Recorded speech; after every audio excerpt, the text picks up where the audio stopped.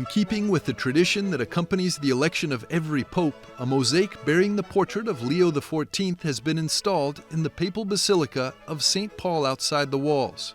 The Vatican team worked for a week to place it in the space next to the portrait of Pope Francis, in the right nave of the Papal Basilica, at an approximate height of 43 feet from the basilica's floor. It will rest alongside the portraits of all 266 other popes, beginning with St. Peter, the Apostle and first Pope.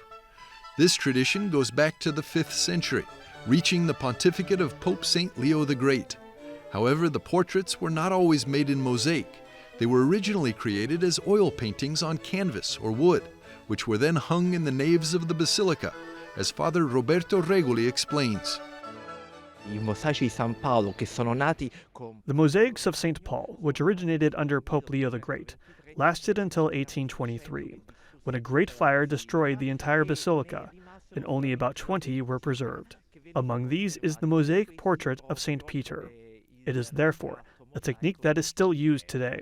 It is demanding and requires a great deal of work, but in terms of preservation, it has proven very successful. The mosaic tondo, with a diameter of more than 4 feet and the weight of more than 300 pounds, was recently presented to the Holy Father, and he didn't hide his appreciation. The portrait was created based on a painted preparatory sketch by Master Rodolfo Papa at the Mosaic Studio inside the Vatican. Over 15,000 tessere, or square tiles, were set with the traditional oil-based mastic of the Vatican tradition, using glass enamels on a metal structure. It is the same material that has been used for centuries in the tradition of the Vatican Mosaic Studio, the very same mastic that was used to set the original mosaics in St. Peter's Basilica. The image of the Pope, the product of the efforts of a 3-member team, is an almost perfect likeness of the original figure, capturing the very expression on his face. An